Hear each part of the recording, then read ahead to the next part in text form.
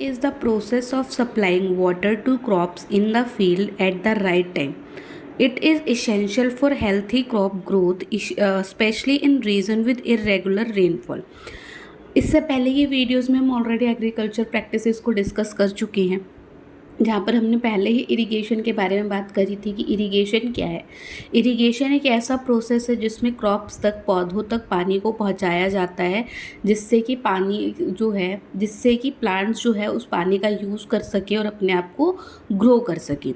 तो यहाँ पर क्या है ये तो हमने डिस्कस कर लिया था, और किस तरीके से किया जाता था हमने ये भी डिस्कस किया था कि दो मेथड होते हैं, एक ट्रेडिशनल मेथड है और एक मॉडर्न मेथड है। ट्रेडिशनल मेथड का मतलब है कि जब टेक्नोलॉजी इतनी ज़्यादा अच्छी नहीं थी तो उससे पहले जो फार्मर्स थे वो किस तरीके से पानी को खेतों तक पहुंचाते थे। तो ये जो ट्रेडिशनल मेथड होते थे ये सिंपल होते थे, इनएक्सपेंसिव होते थे और इनको पुराने टाइम में यूज़ किया जाता था। और मेन इसमें जो मैनुअल पावर होती थी, जो मेहनत होती थी वो ज़्यादा लगती थी। ठीक है, इसमें जैसे हमारा पहले की बात अगर हम करें तो नंबर फर्स्ट पे एक हमारा आता है ट्रेडिशनल सिस्टम के अंदर पुली सिस्टम जिसको बोलते हैं। ठीक है, ये मूट सिस्टम भी होता था, इसको पुली सिस्टम भी बोला जाता था। इसमें क्या किया जाता था कि जो बकेट्स होती थी ना उनको बांध दिया जाता था रस्सी से, और फिर एक पुली की हेल्प से पानी को क्या किया जाता था, कुएं वगैरह में से भर के खेतों तक पहुंचाया जाता था। अब इस मेथड को ना जो छोटे छोटे किसान थे वो इस्तेमाल कर सकते थे, जिनके खेतों के पास में ना नदी या फिर कुएँ वगैरह होते थे। तो वो क्या करते थे, उन नदी और उन कुओं से ना पूरा एक पुली सिस्टम बना लेते थे। एक रस्सी में बाल्टी बांधी, वो बाल्टी जो थी आपकी क्या बोलते थे, जैसे जैसे आपकी वो पुली जो थी वो घूमती थी वैसे बाल्टी में पानी नदी या कुएं में से भरता था, और फिर वही बाल्टी खेतों तक पहुंचती थी। वहाँ पर पानी जो था उसको डाल दिया जाता था। इसके फ़ायदे की अगर बात की जाए तो ये बहुत आसानी से सेट कर दिया जाता था इसका सेटअप, और इसमें ज़्यादा कॉस्टली नहीं था, ज़्यादा मतलब कुछ खर्चा भी नहीं था। ठीक है, बट इसके अगर नुकसान की बात करें तो नुकसान इसके ये थे कि देख तो बड़े एरिया में हम इससे सिंचाई नहीं कर सकते थे।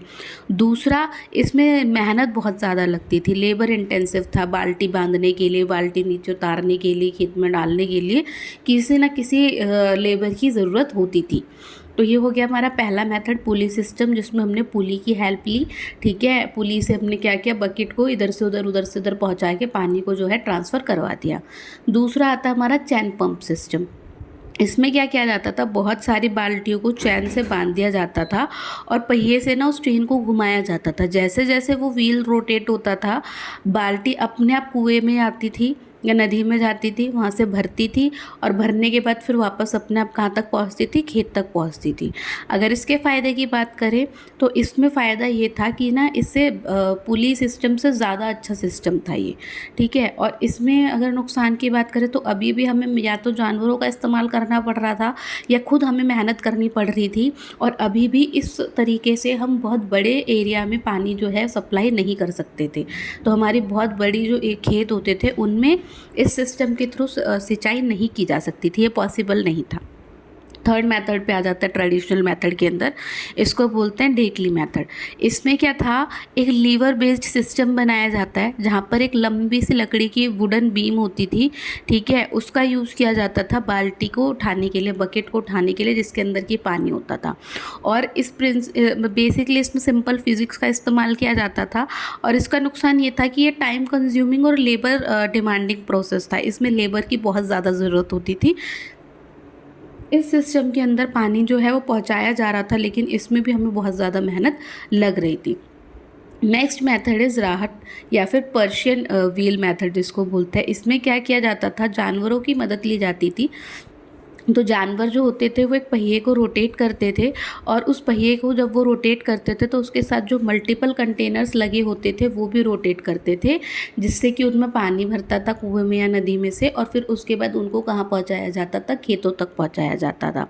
ठीक है, इसके फ़ायदे ये थे कि इसमें ना क्योंकि मल्टीपल कंटेनर होते थे तो ये ज़्यादा अमाउंट में पानी को ले सकते थे और ज़्यादा अमाउंट में पानी को खेतों तक पहुँचा सकते थे। बट नुकसान अभी भी इसमें वही था कि इसमें ये ज़्यादा कारगर मेथड नहीं था, और इसमें अभी भी हमें ना जानवरों पर डिपेंड रहना पड़ रहा था। तो ये तो हो गए हमारे सारे के सारे traditional method. Basically traditional method जितने भी थे, चाहे वो आपका चैन सिस्टम हो, चाहे वो पुलिस सिस्टम हो, चाहे वो आपका राहत सिस्टम हो, चाहे वो आपका ढेकली सिस्टम हो, इन सभी सिस्टम में एक चीज़ कॉमन थी, या तो हमें खुद अपनी मेहनत से या फिर हम किसी जानवर की हेल्प से हमें बस क्या करना था, बकेट के अंदर पानी को फिल करना था और उस पानी को कहाँ तक पहुँचाना था, खेत तक पहुँचाना था। ऐसे अगर इंसान करता तो वो पहले एक एक बाल्टी लेकर जाता, उसको भरता, फिर वापस खेत में डालता। तो उन्होंने क्या किया, उन्होंने सिस्टम बना लिया, चेन सी बना ली, जिससे क्या हो रहा था, जैसे आपने वो फेरिस व्हील देखे ना, वो गोल गोल रोटेट करते रहते हैं। तो उन्होंने क्या करा, इसी तरीके का सिस्टम बना लिया। बाल्टी ली, बाल्टी को बांध दिया, बाल्टी बंध गई, ठीक है। अब क्या हो रहा था, उस बाल्टी से एक तरफ उसमें से पानी भर रहा था और दूसरी तरफ जो बाल्टी थी वो खुद ही व्हील के साथ रोटेट होके या चेन के साथ रोटेट होके या पुली के साथ रोटेट होके, जिस भी सिस्टम में वो था उसके साथ रोटेट होके कहाँ तक पहुँच रही थी, खेतों तक पहुँच रही थी। जहाँ पर जो किसान था वो उस बाल्टी को, उस पानी को खाली कर देता था, बाल्टी खाली हो जाती थी, पानी खेत में डाल दिया जाता था और फिर उस बाल्टी को वापस उसी चेन या उसी पुल्ली से वापस कहाँ पर भेज दिया जाता था, कुएं के पास तक भेज दिया जाता था। ये होता था हमारा ट्रेडिशनल मेथड के अंदर।